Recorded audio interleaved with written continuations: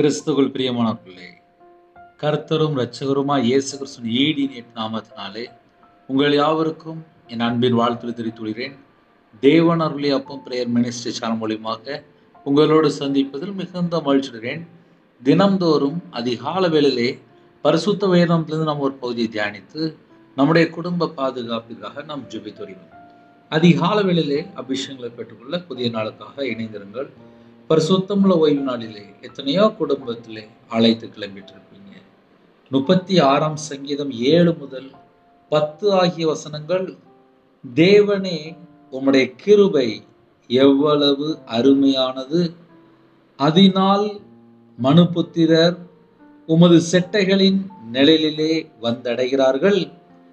உமது ஆலயத்தில் உள்ள சம்பூரணத்தினால் திருப்தி அடைவார்கள். உமது பேரின்ப நதியினால் அவர்கள் தாகத்தை தீர்க்கிறீர். ஜீவ ஊற்று உம்மிடத்தில் இருக்கிறது. உம்முடைய வெளிச்சத்திலே வெளிச்சம் காண்கிறோம்.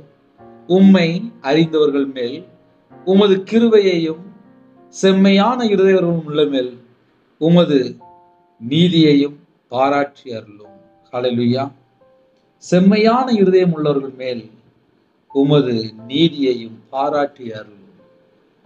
ஹல்லேலூயா.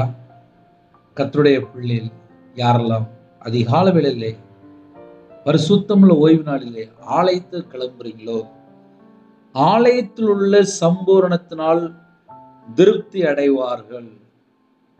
அப்ப இன்னைக்கு உள்ள செய்தி என்ன அப்படின்னா, வாக்குத்தத்தம். இந்த வாக்குத்தத்தம் யாருக்கு அப்படின்னா, யாரெல்லாம் காலையில சர்ச்சுக்கு கிளம்பிட்டு இருக்கீங்களோ உங்க எல்லாருக்கும் இந்த வாக்குத்தத்தம். சில குடும்பத்துல சொல்லுவாங்க, பிரதர் நாங்க இருக்கிற இடத்துல பக்கத்துல சர்ச் இல்லை பிரதர், நாங்க வேற ஊர்ல தங்கியிருக்கோம், வேலைக்கு வந்திருக்கோம், வேற நாட்டுல இருக்கோம், வேற இடத்துல இருக்கோம், நான் மட்டும்தான் ரட்சிக்கப்பட்டிருக்கேன், ரகசியமா தேவனை தேடிட்டு இருக்கேன், டெய்லி உங்க மெசேஜ் கேட்டுருவேன், 31 நாள் கேட்டுருவேன், கண்டிப்பா கேட்டுருவேன், ஆனா என்னால சர்ச்சுக்கு போக முடியல, எங்க குடும்பம் ஃபுல்லா விக்கிரத்துல இருக்கிறாங்க, நாங்க இருக்கிற ஊர்ல சர்ச்சு இல்லை. எத்தனையோ குடும்பத்துல புலம்பிட்டு இருப்பாங்க. ஆலயத்தினுடைய நன்மைகளை பெற்றுக்கொள்ளும் போது நம்முடைய சந்ததிகள் ஆசீர்வதிக்கப்படுகிறது, நம்முடைய தலைமுறை ஆசீர்வதிக்கப்படுகிறது. சில குடும்பத்திலே ஆதியில் உள்ள அன்பு இல்லை, சர்ச்சுக்கு போற பழக்கம் எல்லாம் மாறிட்டு. சில குடும்பத்துல வாலிப பிள்ளைகள் வாலிப வயசுல கர்த்தருக்காக வாழணும்னு சொல்லி அர்ப்பணிக்கப்பட்ட பிள்ளைகள், ஆனா இன்னைக்கு தேதியிலே கர்த்தரை விட்டு தள்ளி போயிட்டாங்க. இதெல்லாம் என்ன காரணம்? அவர் எப்படிப்பட்டவர் என்பதை அந்த டேஸ்ட் பார்க்கல.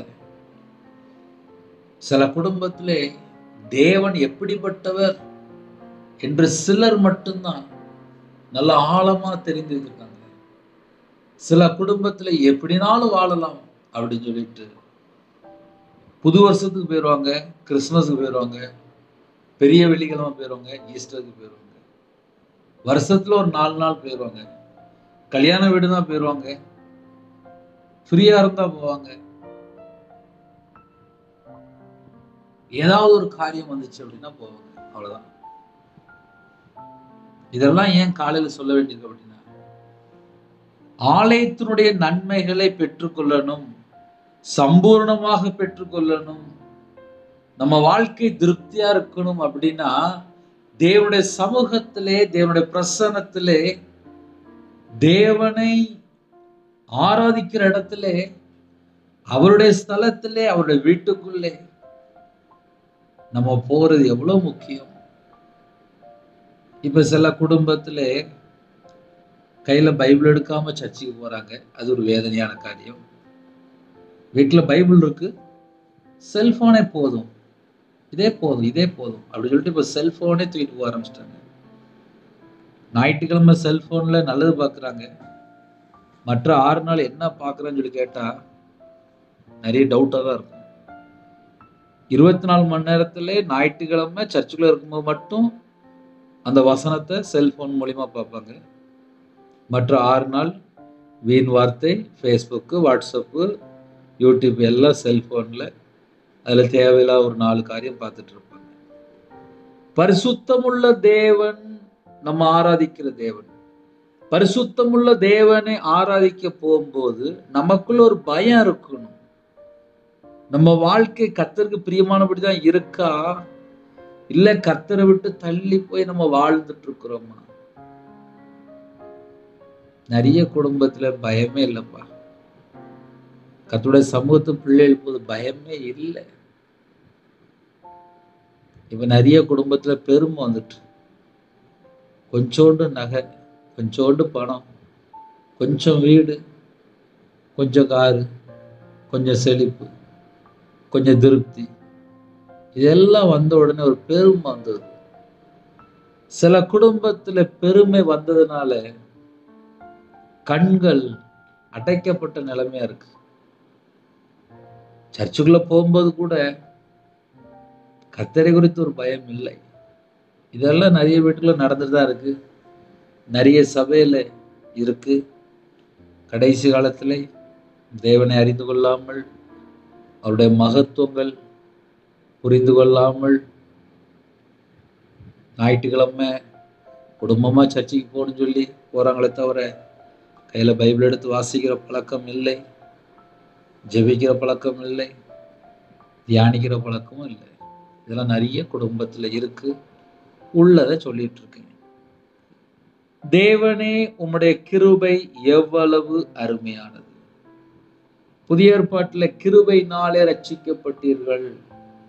இலவசமாய் அவருடைய கிருபையினாலே இயேசு கிறிஸ்துவை கொண்டு, இயேசு கிறிஸ்து மூலமாக, இயேசு கிறிஸ்து ரத்தத்தினாலே, இயேசு கிறிஸ்து நாமத்தினாலே நம்ம எல்லாரும் நீதிமான், விசுவாசத்தினால நீதிமான். அப்ப இலவசமா அவருடைய கிருபை நமக்கு தந்திருக்காரு. இலவசமா பெற்றுக்கொண்ட கிருபை இன்னைக்கு எத்தனை குடும்பத்திலே பொய்யான மாயை பின்பற்றும் போது கிருபை இழந்து பெற்றிருக்கிறாங்க. ஆனால் தாவீது ராஜா, தேவனே உம்முடைய கிருபை எவ்வளவு அருமையானது, கிருபை பத்தி மேன்மையா பேசுகிறார். அதனால் மனுபுத்திரர் உமது செட்டைகளின் நிழலிலே வந்து அடைகிறார்கள். கிருபை ரொம்ப முக்கியம். நிறைய குடும்பத்திலே இதோட கிருபை தெரிய மாட்டேங்குது. எப்படினாலும் வாழலாம் அப்படின்ட்டு கர்த்தரை விட்டு தள்ளிலாம் நிறைய குடும்பம் வாழ்ந்துட்டு இருக்கு. சில குடும்பம் மட்டும்தான் கர்த்தரை குறித்து ஒரு பயம், சர்ச்சுக்கு போகணும்னு சொன்னா ஒரு பயம் வந்துடும். சில குடும்பத்துலலாம் கொஞ்சம் தாறுமாறான வாழ்க்கை தான் இருக்கு. உள்ளதை அப்படியே சொல்றேன். ஏன்னா குடும்பத்துல ஒரு ஆள் ரசிக்கப்பட்டிருப்பாங்க, ஞாயிற்றுக்கிழமை எல்லாரும் சர்ச்சுக்கு போவாங்க, ஆனால் கர்த்தரை குறித்து ஒரு பயம் இல்லை. 5ஆம் சங்கீதம் 7ஆம் வசனத்திலே, நானும் உமது மிகுந்த கிருபையினாலே உமது ஆலயத்துக்குள் பிரவேசித்து உமது பரிசுத்த சந்ததிக்கு நேரே பயபக்தியுடன் பணிந்து கொள்வேன். தாவீதின் சங்கீதம் தான் நம்ம வாசிக்கிற எல்லா காரியமும். நானோ உமது மிகுந்த கிருபையினாலே உமது ஆலயத்துக்குள் பிரவேசித்து, ஆலயத்துக்குள்ள போகணும் அப்படின்னா மிகுந்த கிருபை நம்ம மேல இருக்கணும். அப்பதான் ஆலயத்துக்குள்ள போகும்போது சந்தோஷமா போயிட்டு இருப்போம். இன்னைக்கு நிறைய குடும்பத்துல மற்ற காரியங்கள் மேல ஒரு சந்தோஷம், ஆலயத்துக்கு போகும்போது எவ்வளவு சந்தோஷமா போறோம், எவ்வளவு சீக்கிரமா போறோம். யோசித்து பார்ப்போம், ஆராய்ந்து பார்ப்போம். நானோ உமது ஆலயத்துக்குள், உமது மிகுந்த கிருபையினாலே உமது ஆலயத்துக்குள் பிரவேசித்து உமது பரிசுத்த சந்ததிக்கு நேரே பயபக்தியுடன் பணிந்து கொள்வேன். தாவீது ராஜனுடைய இதயத்துக்குள்ள ஒரு தீர்மானம் இருந்துச்சு, பயபக்தியுடன் பணிந்து கொள்வேன். பயபக்தியுடன், பயபக்தியுடன்.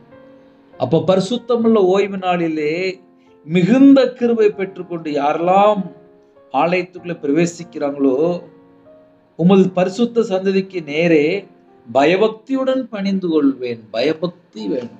ஆலயத்துக்குள்ள இருக்கும்போது கர்த்தருடைய பிள்ளைகளுக்கு பயபக்தி வேணும்.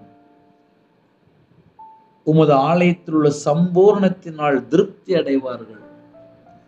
ஆலயத்தினுடைய சம்பூர்ணத்தினால் திருப்தி அடைய வேண்டும் என்றால் கர்த்தரை குறித்து ஒரு பயம். அவர் எப்படிப்பட்டவர், அவர் நம்மளை எப்படி மீட்டெடுக்கிறார், எப்படி பாதுகாக்கிறார், ஒவ்வொரு நாளும் எப்படி நம்மளை அற்புதமாக அதிசயமா வழி நடத்துகிறார்.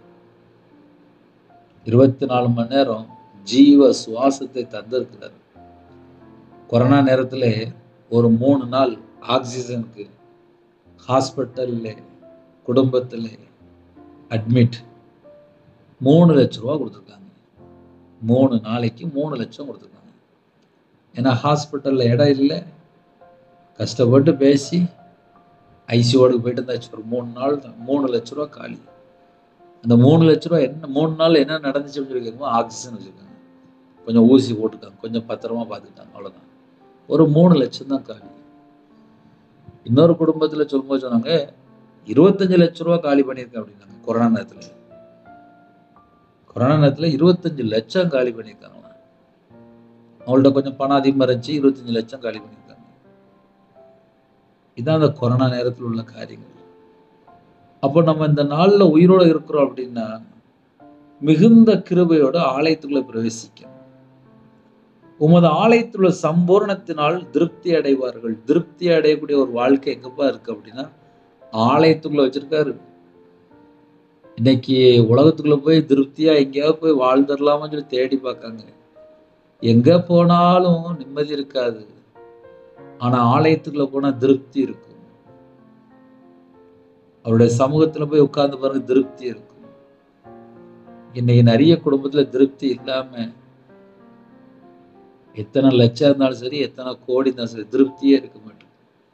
ஆனா ஆலயத்துல இருக்கிற பிள்ளை பாருங்க திருப்தி இருக்கு. உண்மையா தேவனை தேடினதாப்பா திருப்தி. ஆலயத்துல போய் உண்மையா கர்த்தரை பயந்து பணிந்து கொண்டா மட்டும்தான் திருப்தி கிடைக்கும். அதுவும் சம்பூர்ணமான திருப்தி. உமது ஆலயத்தில் உள்ள சம்பூர்ணத்தினால் திருப்தி அடைவார்கள். உமது பேரின்ப நதியினால் அவர்கள் தாகத்தை தீர்க்கிறீர். பரிசுத்த ஆவியினால் தாகத்தை தீர்க்கிறீர். ஜீவ ஊற்று உம்மிடத்தில் இருக்கிறது.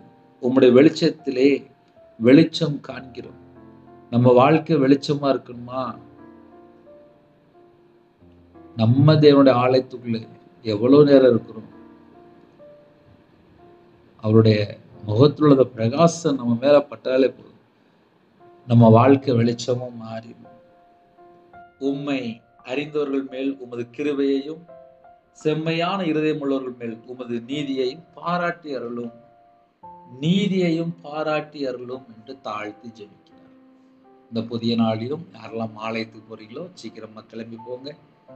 ஒருமனப்பட்டு ஜெபிப்போம். பரிசுத்தம் ஓய்வு நாளுக்காக இருக்கிற இடத்துல அப்படியே கண்களை மூடுங்க. எல்லாரும் முடிந்தோம் முழங்கால் பண்ணிடுங்க. நாம் ஜெபிச்சோம். எங்களை அதிகமாக நேசிகள் அன்பு அந்த பரிசுத்தம் நல்ல பிதாவே நன்றியோடு சுதிக்கிறோம்ப்பா. அப்பா கால வேளையிலே ஆலயத்தை கிளம்பிட்டு இருக்காங்க. பரிசுத்தம் ஓய்வு நாளிலே ஆலயத்துக்குள்ள நாட்டப்படணும். கத்த கிருபை தாங்க. ஆலயத்தினுடைய நன்மைகளை பெற்றுக்கொள்ள கத்த கிருபை தாங்க. இந்த நாளை எங்களுக்கு ஆசீர்வதித்தாங்க. உங்க கிருபையால் நிரப்புங்க. சத்தியத்தில் வழி நடத்துங்க.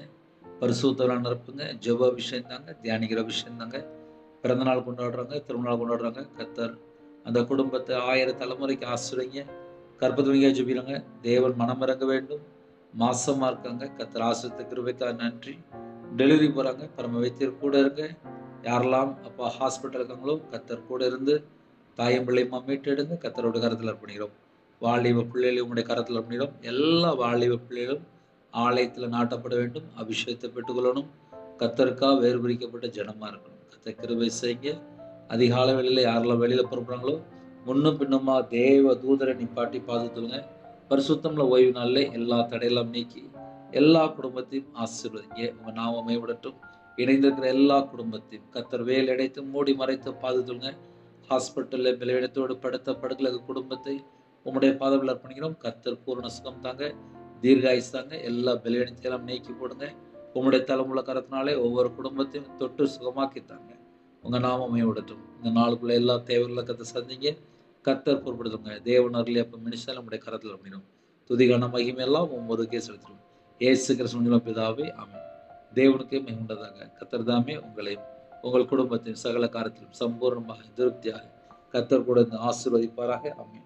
கர்த்தராகிய இயேசு கிறிஸ்துவின் கிருபையும் பிதாவாகிய தேவனுடைய அன்பும் பரிசுத்தருடைய ஐக்கியம் இப்பொழுதும் எப்பொழுதும் சதா காலங்களிலும் நம்மளோடு கொடுப்பதாக. ஆமென். கிறிஸ்துவின் பிரியமானவர்களே, தொடர்ந்து இணைந்திருங்கள். கர்த்தர் உங்களையும் உங்கள் குடும்பத்தையும் உங்களுடைய வம்சத்தையும் சகல காலத்திலும் கர்த்தர் கூடந்து பரிபூர்ணமாக ஆசீர்வதிப்பாராக. ஆமென். God bless you.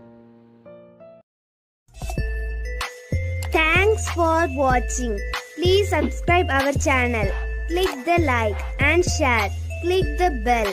God bless you.